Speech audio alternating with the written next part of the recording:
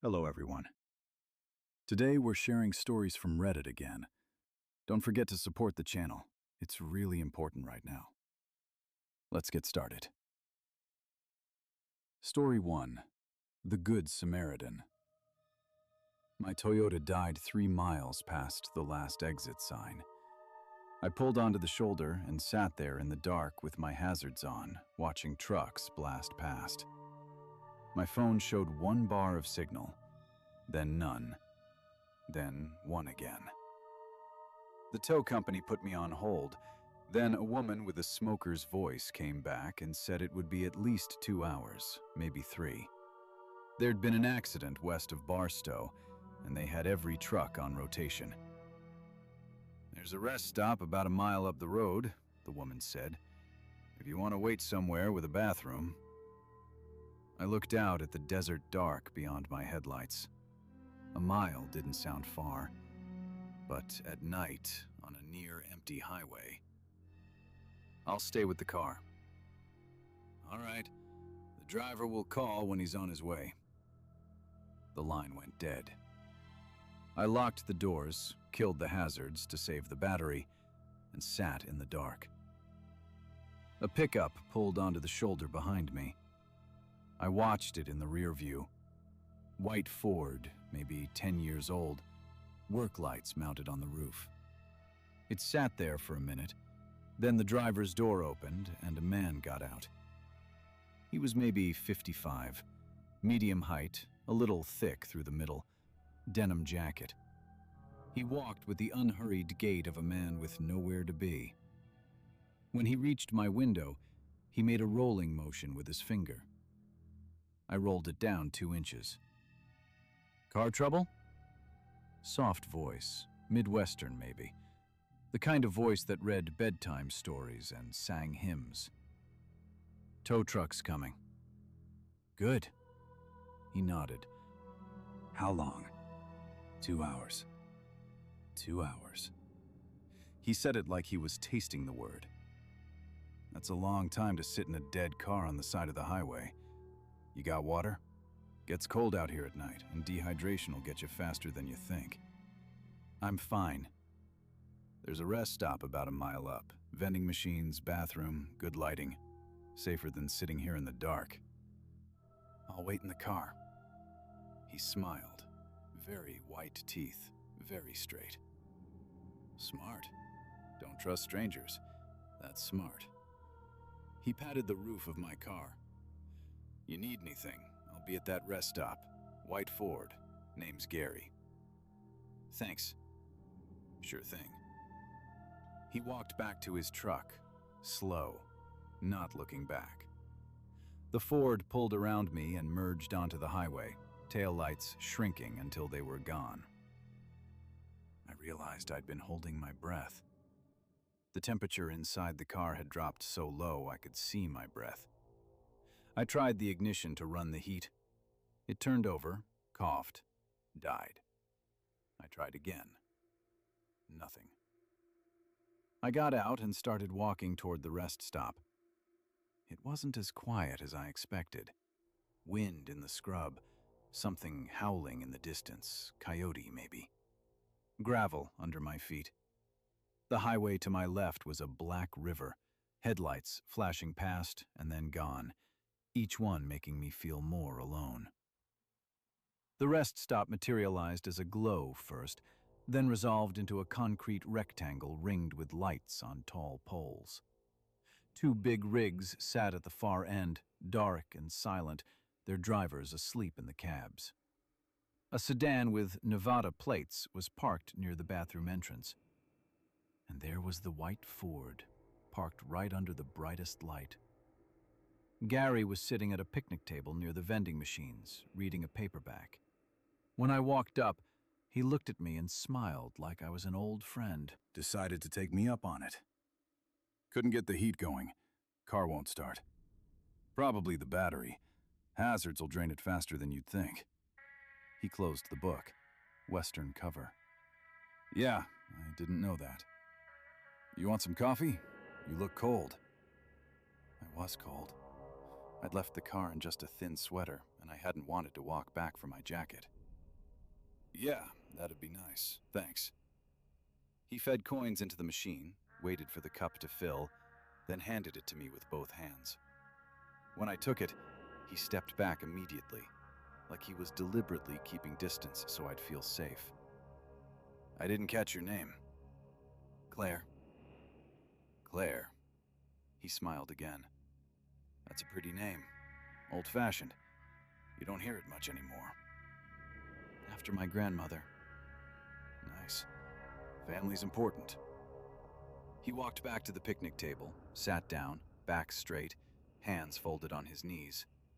Patient, unhurried. "You call the tow company back? Let them know you're here?" "Not yet." "Signal's better by the bathrooms. Something about the roof, I think. Metal interferes." I walked toward the bathroom entrance. Gary didn't follow. I checked my phone. 2 bars. Solid. The tow company picked up on the 3rd ring. "Trucks are still on scene at the accident," the dispatcher said. "But they're wrapping up. You're next on the list. Can you note that I'm at the rest stop, about a mile up from where my car is?" "Sure thing." I hung up. When I turned around, Gary was standing 10 feet away. "Any luck?" "Still tied up." "So you wait some more. Depends how bad it was, how many cars." He tilted his head. "You want to sit? Benches aren't comfortable, but better than standing." We sat at the picnic table, across from each other. Gary set his paperback aside. The cover showed a man in a black hat aiming a revolver at someone off frame. "You read westerns?" I asked. "Mostly Louis L'Amour. My dad read them. Reminds me of him. He died when I was 30. Heart attack. Quick, at least." A truck pulled into the rest stop, air brakes hissing. The driver, a heavy-set man in a flannel shirt, climbed out of the cab and walked toward the bathroom without looking at us. Gary watched him. "Truckers don't sleep much. Read an article about it once. They take pills to stay awake, drive 18, 20 hours straight. Then they pull into a place like this, shut down for a few hours, do it all over again. Terrible way to make a living." "What do you do?" "Contractor, remodeling, kitchens and baths mostly." He held up his hands, showed me the calluses. "Honest work, keeps me busy." "So what are you doing out here in the middle of the night?" "Couldn't sleep. Happens sometimes. When it gets bad, I drive. Clears my head." He smiled. "You married, Claire?" "Divorced." "Kids?" "No." "Probably better that way. Divorce is hard enough, but with kids it's just ugly." He paused. "I've got a daughter, lives in Portland. Works at one of those companies with ping-pong tables in the office, calls their employees family." "That sounds nice." "I guess. We don't talk much." The trucker came out of the bathroom, still not looking at us, and climbed back into his cab.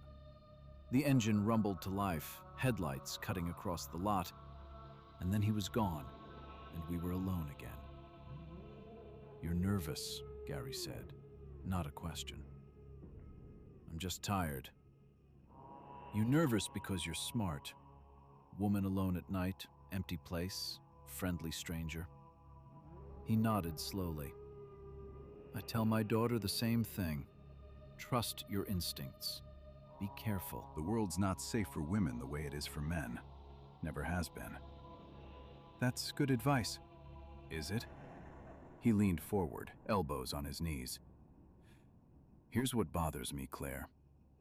What's the point of being careful if the danger doesn't look like danger? If it looks like a guy in a denim jacket reading Louis L'Amour at a rest stop? If it looks like help?" I didn't answer. "My daughter," Gary said. "That's why we don't talk. Her mother, before she died, told her something. a warning. Stay away from your father. Don't be alone with him. Don't trust him. Why did she say that? Because she knew me, better than anyone.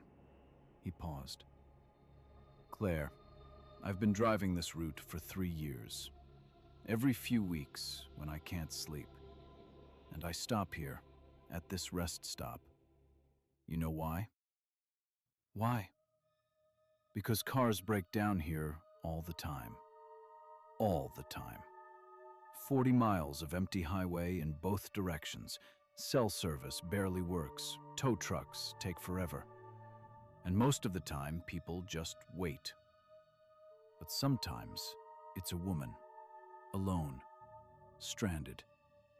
And I see her car on the shoulder and I think, she's exactly the kind of person things happen to out here. Wouldn't it be nice if I could help? If I could just make sure she was safe until her ride came? That's very kind of you. No, it's not. He set the book aside. Kind would be driving past. Kind would be minding my own business. But I can't. I see a woman, alone in the dark, and I have to stop. I have to. My phone vibrated in my pocket. I didn't answer it. You should check that, Gary said. Might be your tow truck. I pulled it out. Text from an unknown number. En route, 20 minutes. He's coming, I said. 20 minutes. Good. That's good. Gary stood up from the picnic table. Come with me. I think I should stay here, where he can see me. He'll find you. Come with me. It's not far. I want to show you something. We walked together toward the edge of the lot, where the overhead lights gave way to desert dark. Gary stayed half a step behind me, just at the edge of my vision. I could hear his breathing, slow and steady. This is the spot, he said. I stopped. In the distance, the highway, headlights coming and going. What am I supposed to see? Nothing. That's the point. From here, no one can see us. The lot's empty. Drivers on the highway are going too fast to notice. We're invisible. I turned to face him. What do you want? I want to tell you something. Something I've never told anyone. He put his hands in his pockets, and I flinched. He saw it. I'm not going to hurt you, Claire. That's not what this is. But I need you to understand who you're standing with. Who you've been sitting across from for the last hour. Who you took coffee from. Okay. I've never hurt anyone. Not the way my daughter thinks. Not the way you're thinking now. He paused. But I've thought about it. I've thought about it more than anything else in my life. Since I was 14 years old, I've thought about what it would be like, what it would sound like, what it would feel like. Whether they'd fight, or freeze, or beg. I've read about it. I've planned it. I've driven out here to this exact spot and walked women out here. And I've imagined it so clearly that sometimes I can't tell the difference between what I've done and what I've only wanted to do. My body went rigid. I stood frozen. Later, I would wonder why I didn't run. Then, I would lie awake for months replaying this moment, feeling the cold spread through me. Say something, Gary said. What do you want me to say? I don't know. That's the thing. I've never gotten this far before. Other times I've walked them out here, made some small talk, said goodnight, and they never knew. Got in their cars, got in their tow trucks, drove away, never thought about me again. Just a nice man at a rest stop. But tonight I wanted to say it out loud. I wanted someone to know. Why me? I don't know. He smiled, And that smile was worse than anything he'd said because it looked genuine, warm. Maybe because you look like you'd understand. You've got a certain look, Claire. Like you've seen things. Like you know the world isn't what people pretend it is. I don't understand any of this. No, I suppose you don't. He looked out at the desert, at the dark beyond the lot lights. My wife understood. Took her 20 years, but she understood. Not what I'd done, because I haven't done anything, but what I am. She saw it in me, she said, something in my eyes, something that made me different from other men. She stayed with me anyway, because she thought she could fix it, or save me, or whatever women tell themselves when they love someone they shouldn't. And when she was dying, when she knew she couldn't protect anyone anymore, she told our daughter, "Your father is a monster. He's never done anything, but he is what he is. Stay away from him." And my daughter believed her, because my wife wasn't a liar. My wife was the most honest person I've ever known. And if she said I was a monster, then I must be. Do you believe that? Gary looked at me for a long time. I don't know. I think about it all the time, and I still don't know. What makes someone a monster? What they do, or what they want? If I live my whole life and never hurt anyone, am I still a monster because I wanted to? Because I thought about it every single day? Because the only reason I didn't do it was fear, not conscience? I don't know either. Yeah, he took a step toward me. I stepped back. He stopped. That's the first time you've been scared of me. All night, that's the first time. You weren't scared when I walked up to your car. You weren't scared when I brought you coffee. You weren't scared at the table or walking out here, or when I told you who I am. But now you stepped back. Why now? Because I believe you now. Good. He nodded. That's good. You should believe me. He slowly took his hands out of his pockets, showed me they were empty. Your tow truck's almost here. Wait by the road. What will you do? Go home, sleep. Wake up tomorrow and bid out a bathroom remodel in Rancho Cucamonga. He smiled again. That's the thing about people like me, Claire. We look like everyone else. We talk like everyone else. We remodel bathrooms and read Louis L'Amour and help women with broken down cars. And most of the time, nothing happens. Because the circumstances aren't right, or the risk is too high, or we just decide not to. But the wanting is always there, every single day. And you'll never know, until it's too late. He turned and walked back toward the lot, hands in his pockets, unhurried. I watched until he reached his truck.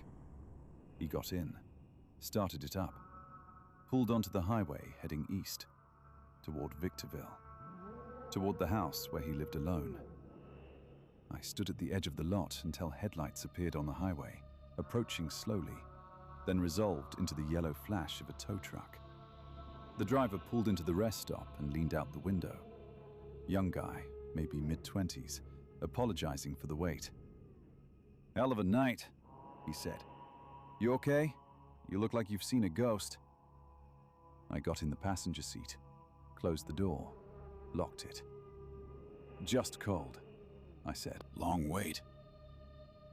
He talked the whole way to my car. About the accident near Barstow, about working overtime, about his girlfriend who didn't understand why he worked nights. I didn't listen. I was thinking about Portland. About a daughter who believed her mother's warning. About a wife who spent 20 years with a monster because she thought she could save him. My Toyota's battery was dead, just like Gary said.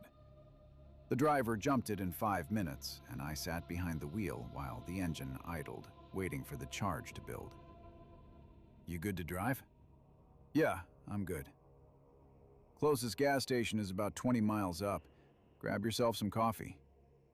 I will. I pulled onto the highway and drove east, toward the glow of Las Vegas on the horizon. In my rear view, the rest stop shrank to a single point of light in the dark, and then it was gone. I've never told anyone about Gary. Not the police, not my friends, not the therapist I started seeing.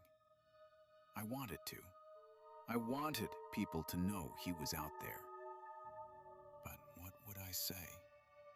A man talked to me, bought me coffee, walked me to the edge of a parking lot, told me who he was, and then went home and slept in his bed like anyone else.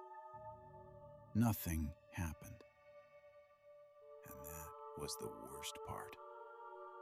Nothing happened, and I couldn't prove anything.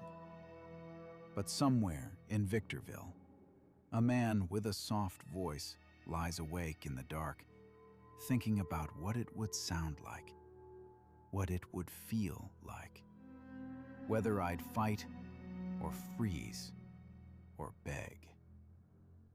And I'll never know if he's imagining me right now, or tomorrow night, or the night after that. Story 2. And now, about the weather. I've been a broadcaster for 6 years now, though weatherman never felt like the right word. My forecasts come through an old thermal fax machine bolted to the corner of my desk. It has no phone line. The power cord lies on the floor like a dead snake, but the machine still comes alive. The paper it spits out is always cold, colder than the room. I don't even remember getting this job. I don't remember the interview. I don't remember applying. I only remember a phone call in the middle of the night and a voice telling me I start Monday. Now I sit in this booth from sunrise to sunset, reading what the machine spits out. Someone has to warn people about what's coming. Someone has to give them a chance. Most days, the machine, I call it the specialist, just moans. It hums with this low-frequency vibration that makes my teeth ache, and eventually it spits out a tongue of thermal paper that smells like burnt oil and old wiring. On the good days, the messages are boring. Light rain, partly cloudy. The kind of forecast that lets me pretend I'm just a normal guy with a normal job. But there are other days. On those days, the specialist doesn't just hum, it screams. A mechanical seizure, the sound of a paper shredder choking on bones, mixed with the high-pitched wail of a dying cat. When the paper finally slides out, the ink is still wet and oily. The paper feels like skin, like a person who just stepped out of a shower. I remember the first time a forecast like that came through. It didn't mention the sky at all. Dense fog for the next 2 hours. If you hear knocking at your door, do not open it.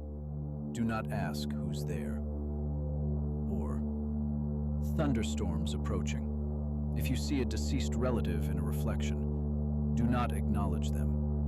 They are waiting for an invitation. I have to read these words into the microphone. I have to keep my voice steady, even when I feel the specialist watching me, waiting to see if I'll miss a single word. Because out there, in quiet houses and moving cars, people are listening, and I'm the only one who tells them how to survive. I'm not alone at the station, though it often feels that way. There's Rick and Ashley. Ashley does the local news and community updates. She's enthusiastic. Too enthusiastic. She moves through the dimly lit hallways with a pep in her step that feels wrong for this place. She brings me coffee, black, bitter, with a faint hint of burnt oil, just like the fax machine. But she never looks at the specialist. She never asks why my weather forecasts sound like survival instructions. She just smiles, her teeth just slightly too bright under the fluorescent lights, and tells me, "Keep up the good work." And then there's Rick. Rick handles maintenance. He's the reason the lights stay on and the toilets don't clog. Quiet guy, permanently tired. We don't talk much, which suits me fine. He just moves at the edge of my vision, tightening loose bolts, watching the walls with this wary, exhausted focus. They fill the spaces between my broadcasts, maintaining the thin illusion of office life. But sometimes, when the specialist starts its rhythmic, grinding scream, I see what's underneath, just for a second. Ashley's smile flickers, and Rick grips his wrench until his knuckles go white. That Tuesday started like any other. I walked into my booth, a cramped box that smelled like static and dust, and gave the specialist a soft pat on its cool beige casing. My morning ritual, a way to greet the beast before it woke up. A moment later, Ashley appeared, clutching 2 styrofoam cups. Her cheerfulness always felt too loud in the small space, like a radio playing on the wrong frequency. "Ready for another fun day?" she asked, her smile firmly in place. "Something like that," I answered. The coffee she handed me was scalding hot, steam rising like a ghost. "Oh, Thomas," she giggled, backing toward the door. "I know there's a soft spot underneath all your jokes." I barely rolled my eyes, and she vanished back into the hallway. Alone, with the hum of electronics, I turned to the window. The one thing I actually liked about this job: the parking lot was small, a gray strip of asphalt carved out of the thick, encroaching forest. From here, I could watch the road disappear into the trees. Mornings like this, with fog clinging to the tops of the pines, it almost felt peaceful out there. But it was a fragile peace, the kind you find in a cemetery before the first shovel hits the dirt. The trees looked like a crowd of people standing in perfect silence, waiting for me to turn my back. I put on my headphones, the cool plastic pressing against my temples. In the background, I could hear Ashley's voice, bright, rhythmic, utterly disconnected from the cold reality of this soundproof booth. I wasn't listening to her. I was waiting for the only sound that mattered. And then it came. The specialist didn't just print, it convulsed. A sharp, metallic shriek tore through the room, like a blade scraping down a chalkboard. A fresh sheet of thermal paper slid out. I grabbed it, my heart a slow, heavy drum in my chest. I leaned into the microphone and tapped it twice. Tap, tap.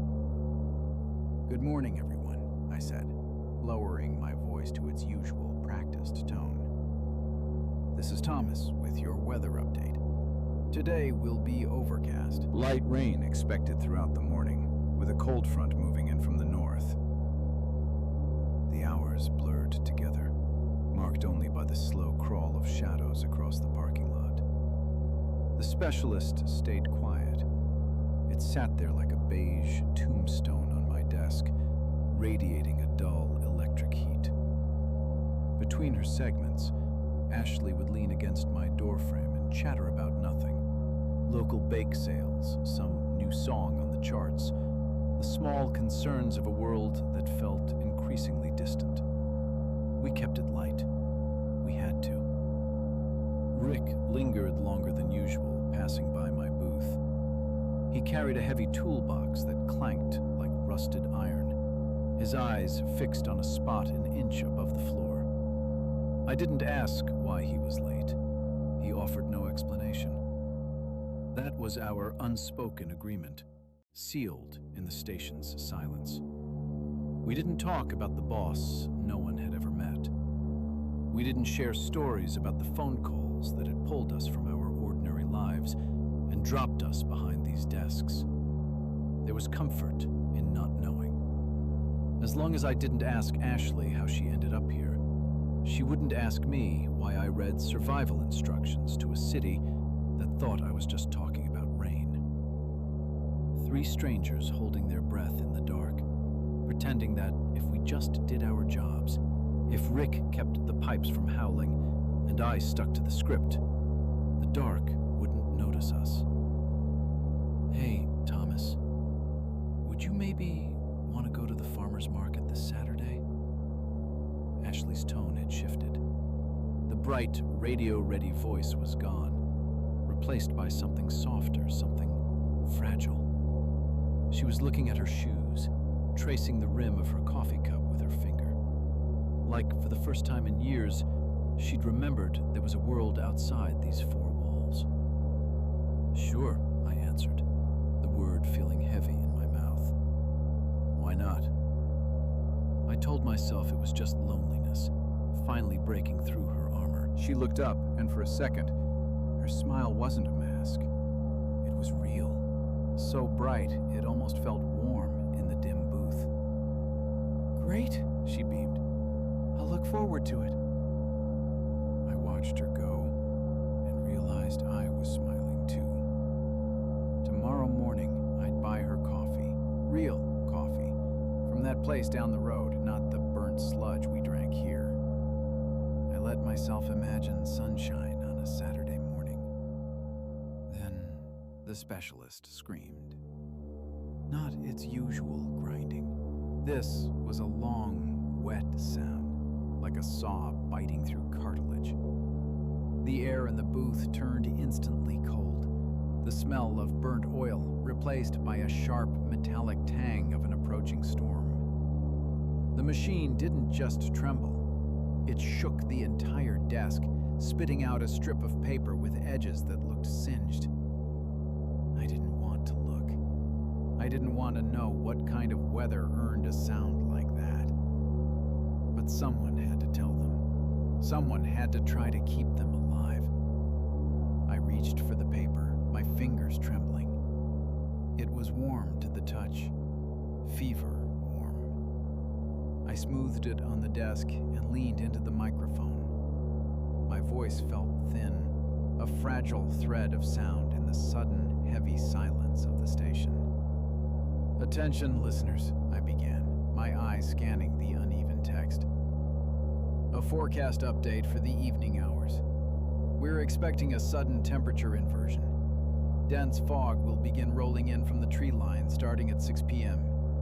Near zero visibility expected. I paused. The next line wasn't about barometric pressure or wind speed. It was printed in larger, trembling type. In the fog, you will hear a child crying for help. Do not go outside. Do not shine a light into the fog to find it. If the crying begins to sound like your own voice, cover your ears and stay away from the windows until sunrise. I sat there, the on-air light painting my knuckles red. I thought about Ashley, her cheerfulness, her plans for Saturday. I thought about the road leading out of the parking lot, now being swallowed by gray, unnatural mist. The specialist made one last wet click, the sound of a tongue against the roof of a mouth, and went cold. End of shift arrived with the heavy mechanical thud of the station's clock. I found Ashley and Rick by the heavy steel exit door. Fog, I said, my voice sounding hoarse even to me. Remember the forecast. Stay home. Don't go looking for the crying. They both nodded. Ashley's smile was gone, replaced by thin, tight lines of worry. Rick didn't even look at me. He just adjusted the strap on his heavy toolbox and stepped out into the evening. For the first time in 6 years, our unspoken pact felt broken. I cared if they made it home. I wanted to see them tomorrow. When I stepped outside, the air didn't hit me. It swallowed me. The fog wasn't a veil. It was a physical weight, tasting of wet ash and static electricity. It clung to my skin, soaking through my coat instantly. The specialist's accuracy was like a knife's edge, perfect and cold. I could barely see the hood of my car 10 feet away. Through the shimmering gray curtains, I saw Rick. He stood by the open door of his rusted truck, but he wasn't getting in. He was staring back at the station, his figure small and alone in the haze. He looked smaller than usual, his shoulders slumped under some weight of grief I didn't understand. I raised my hand to call out, to ask if he was okay, but the words died in my throat. The fog between us thickened, pulsing with a slow, rhythmic light. Before I could speak, Rick climbed into his cab. The door shut with a hollow thud, and his taillights dissolved into the mist like two fading embers before disappearing entirely. I stood in the silence, watching him go. And then, from somewhere deep in the tree line, I heard it. A faint, barely audible child's cry. I ignored it. A skill I'd honed over 6 years. The ability to lock my empathy in a box and keep moving. By the time I reached my front door, the world was quiet again. The specialist's rules, it seemed, only applied when you were on its turf. The next morning, the world looked perfectly clean. The fog had vanished like it never existed, leaving the trees sharp and vivid against the pale sky. I left early, my car's engine humming cheerfully as I pulled up to the local coffee shop window. I bought 2 coffees, plain black for me, something lighter and sweeter for Ashley. The warmth of the cups in my palm felt like a promise. I was actually looking forward to the drive to the station. I wanted to see her face. I wanted to believe that people had listened to my voice last night, that they'd stayed inside, covered their ears, ignored the ghostly crying in the fog. The coffee cup sat in the passenger seat, the sweet scent of Ashley's vanilla latte filling the car. I pulled into the parking lot, my thoughts on Saturday's market, on sunshine, on anything but work. Then my tires rolled over something soft. A wet, heavy thump that wasn't a pothole. I slammed the brakes. My stomach lurched as I looked through the windshield. The parking lot wasn't grey anymore. It was a mosaic of raw, glistening meat and tangled limbs. They weren't just dead. They were reshaped. A dozen figures lay on the asphalt, their geometry all wrong. A man whose torso was stretched and twisted like a garden hose, his ribs splayed outward into a jagged cage of ivory. Next to him, a woman seemed fused to a pine trunk, her skin stretched so thin it was translucent, revealing the frantic pulse of organs that shouldn't still be working. But it was the faces that made me scream. Their mouths were stretched into impossible, gaping, vertical ovals, the skin of their cheeks torn down to the jawbone. Their eyes weren't just wide. Their eyelids were gone, leaving bulging, bloodshot orbs staring at nothing. They looked exactly like that painting, The Scream. Worst of all was the sound. Not the wind. A low, gurgling whistle from their gaping mouths, the sound of air passing through damaged tracheas. They were still breathing. The fog hadn't killed them. It had just rearranged them. In the center of the carnage, I saw a familiar blue jacket. Rick. His body was flattened, like all his bones had been removed. His neck was stretched rubber band long, wrapped around his rusted toolbox. I walked across the asphalt, the ground soft and spongy underfoot. I tried not to look down, but a wet crunch under my boot made me.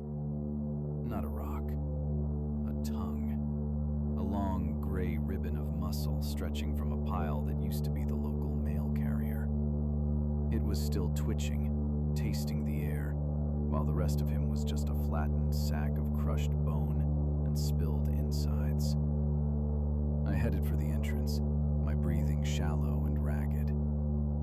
my left, two figures sat like dough sculptures. Their limbs were intertwined, their skin fused so seamlessly I couldn't tell where one ended and the other began. A human knot, a sculpture of purple bruises and exposed tendons. One turned its head, a gaping, toothless hole, and thick yellow fluid leaked from its ear as it tried to moan. The sound was like air escaping a punctured tire. I passed the bike rack, where a teenager was draped like a wet towel across the metal. No spine, just a limp body folded between the bars. His eyes, still and glassy, followed me. Nothing left but a sack of meat and blood, but his fingers still drummed a meaningless rhythm against the metal. Tap, tap, tap. I reached the heavy steel doors of the station. My hand hovered over the handle, coated in a thin, translucent film of slime. I didn't look back. Couldn't. I wiped my hand on my pants, grabbed the slime-covered handle, and pulled.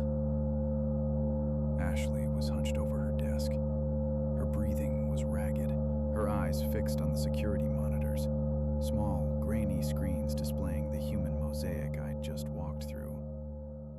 I already called the police, she stammered, her voice shaking. She wouldn't look at me. Couldn't. I'm so scared, Thomas. The bodies, oh God, the bodies. They're still moving.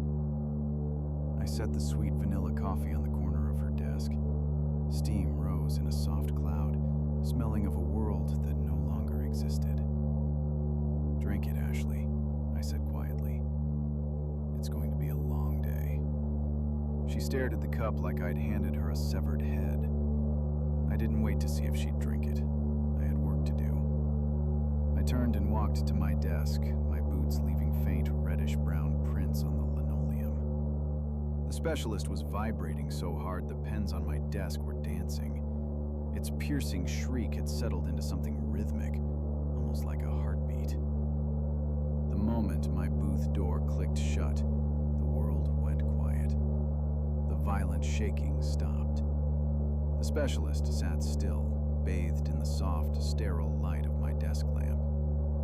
It looked almost harmless. Then it spat out the morning's results. First, a strip of normal thermal paper, white and sterile. I looked at it. Sunny, high of 75. Perfect fall day. I glanced out the window and my breath caught. The parking lot was empty. The mosaic of meat, the tangled limbs, the screaming faces, all gone. Not a drop of blood on the asphalt. The sun shone with a cruel, blinding brightness that made the morning's carnage feel like a fever dream. Then the machine shuddered a second time and spat out another sheet. It slid out with a soft squelch, a square of pale, dried skin, still warm and slightly damp. The edges were uneven, marked with faint, rhythmic tracks of a serrated blade. The words weren't printed. They were part of the skin, like birthmarks. Thomas, do not let the weather in. I didn't scream. I couldn't allow myself that. I placed the sheet face down on my desk, unable to look at it. I reached for my headphones. The plastic felt alien and cold against my skin. I leaned into the microphone. The on-air light painted my knuckles a deep, bloody red. I tapped the mic. Tap, tap. Good morning, everyone, I said, my voice as hollow and empty as the sun outside my window. This is Thomas with your weather update. Thanks for listening. How did you like today's episode? I'd love to chat with you in the comments. See you next time.